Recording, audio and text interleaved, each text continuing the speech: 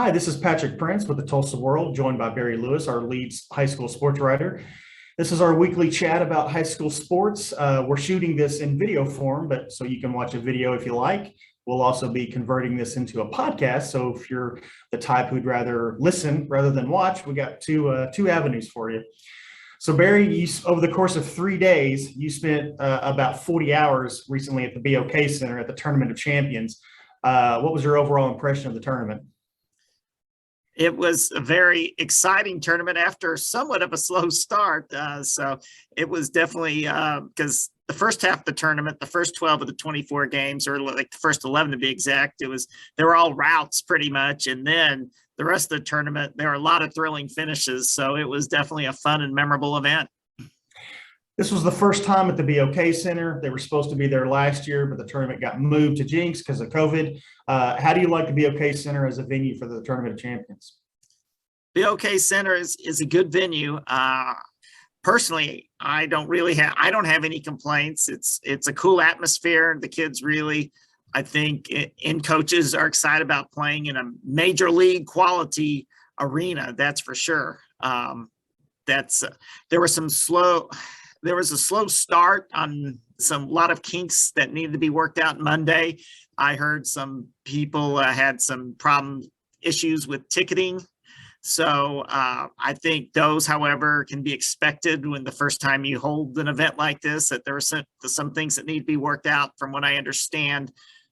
And things worked much better. Things were much smoother the next 2 days. So that was good to see. I think I think the only downside about having it at the Bok is the parking situation. If you want to stay there all day, you're going to have to pay a lot to park. Whereas if you're at the Mabee Center, the former venue, then parking was free and right next to the building. So that is a negative regarding the Bok Center.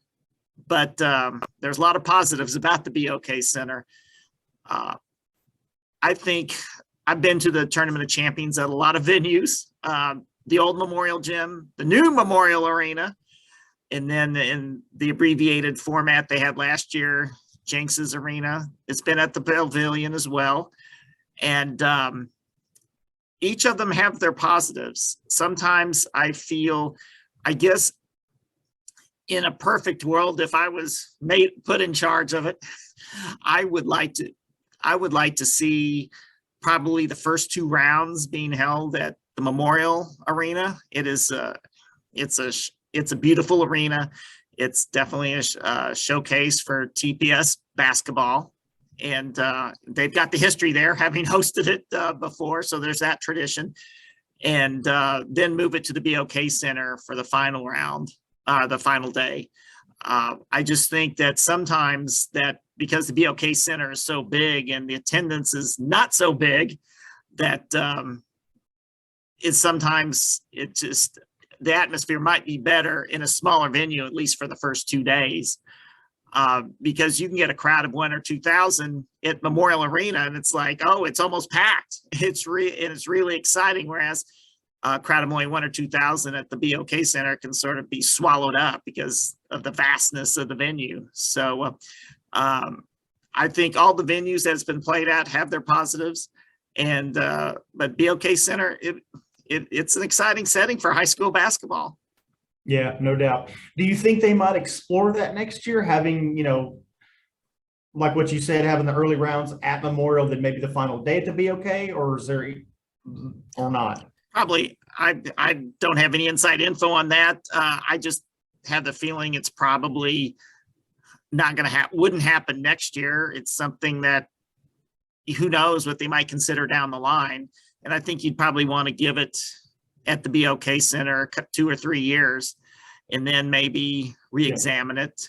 But then again, it's also the Bok Center can be a drawing card, having it there all 3 days. And once you sort of get settled in there, maybe you just want to keep it there all 3 days. But I just think that one year when they celebrated the 50th anniversary of the tournament, they had it at the boys' part of the bracket at Memorial for the first day. And I thought it was, in fact, I think it was last time Owasso had been in the Tournament of Champions before this year. And the atmosphere that first day was just so incredible. The arena was full. It was amazing. And I kept on thinking at that point, then this is the play. They need to play more Tournament of Champions games there.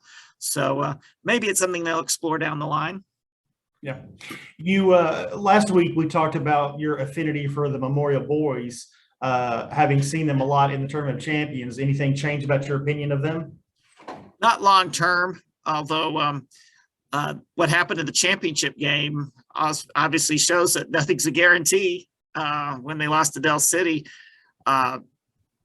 they rolled out to a 15-0 lead, and then it all fell apart. Everything collapsed for Memorial. And you knew going into the game, Del City is really, really good. There's a reason they were 6A state champions last year.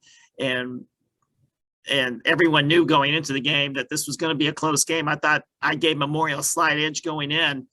And if you're a team playing Del City and don't have everything clicking, then it's going to be rough. And Memorial, after the first quarter, or especially in the second half, didn't have much clicking. They got into trouble. A strength of Memorial is its depth, but things just didn't work out for Memorial in the championship game. What they counted on, Killian Spellman and Braden Hubbard, who were playing well, they got into foul trouble and fouled out early in the fourth quarter. And so that really hurt Memorial inside against Del City. And then with those guys gone, you really needed Seth Pratt, who's a great outside shooter, to step up and start draining threes. He had his coldest night of the season. And then Ty Frierson, outstanding guard for Memorial, who'd had such a great tournament. Nothing was falling for him in the fourth quarter. So when you had all those things go wrong, it shows that you can be beat. And I think ultimately, although I think Memorial obviously wanted to win the tournament because it's been a hard tournament for them to win despite all their state tournament success. They really wanted to win and have a perfect season. So many times Coach Bobby Allison has said that a loss can be good for you. And it's a long season. A loss definitely keeps you humble. So I think long-term, and as far as their goal is winning the state championship gold ball, my opinion hasn't changed. Memorial should be the favorite. A close call over Del City. So I remember a couple of years ago, Booker T. Washington lost in the Jenks Union Invitational Tournament championship game, and then they won all the rest of their games and won the state tournament. So definitely I think it also takes away some of the pressure going into the state tournament, having one loss. So there are some good aspects of losing, but I still feel strong about Memorial. Yeah. You were pulling a little bit of double duty, and you saw the girls' championship game where Bixby won. Tell us a little bit about the Bixby girls team. I really like the Bixby girls team. They are balanced. I mean, and somewhat they're like Memorial. They don't have the superstar who's scoring all the points. They're very balanced. Probably Bixby doesn't have as much. Probably don't go as deep. They don't play as many players as Memorial does, but the scoring is very balanced. And that was also a strength of Del City as well. I thought it was ironic that both champions, Del City and Bixby, they both had 4 players in the tournament, average exactly 9.7 points per game. Gracie Warnley and Meredith Mays led the way for Bixby. Co-MVPs, I really don't like choosing co-MVPs for tournaments. Our co-players of the year at the end of the year very rarely do it. It just felt right this time because Gracie Warnley was the leading scorer. Meredith Mays was such a dominant player inside. And what is exciting for this Bixby team is that most of their players, most of their key players are not seniors. So this is a team that still has a lot of room to grow. They went to the state championship game last year. And I was really surprised. I really think they are underranked at this point. They were ranked 6th coming into the tournament. I think they've got a great chance to get back to the state championship game and win the gold ball. They were very dominant in the 3 games. It wasn't like they won a couple thrillers. They totally dominated the entire tournament. They're just, as long as they stay away from foul trouble, I think it's going to be tough to beat Bixby. How many total games did you see? I saw 22 of the 24 games. I'll have to admit, I did not get there for the 9 a.m. girls game on Monday and Tuesday, but I saw the rest of them.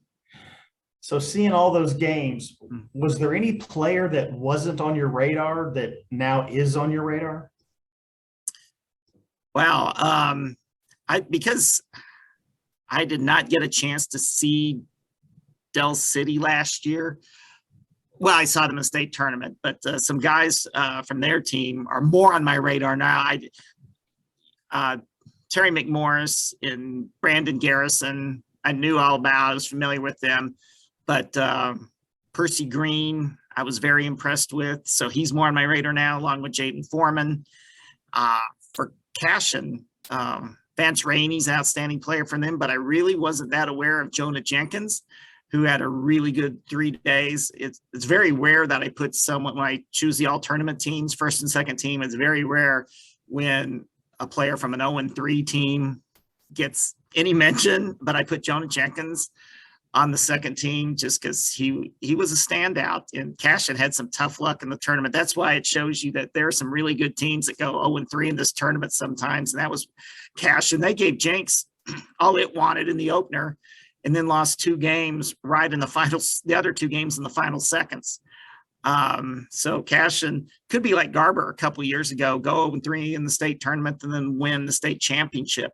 Another player that wasn't on my radar because he's a freshman, Cal Furnish. It's rare for me to put a freshman on the second team all tournament. But Cal Furnish from Crossings Christian, he had a great tournament, hit the winning shot to beat Cashin on day 2. And he really stepped up after he had to, after Reed Lovelace. They're all Crossings Christian's all-state player, suffered an ankle injury late on that second day. So Cal Furnish, there's a freshman to watch from Crossings Christian, and he looks like the real deal. So very impressed by him. All right, Barry, thanks for the knowledge as always. Happy New Year, and we'll catch up next week. Happy New Year, everybody.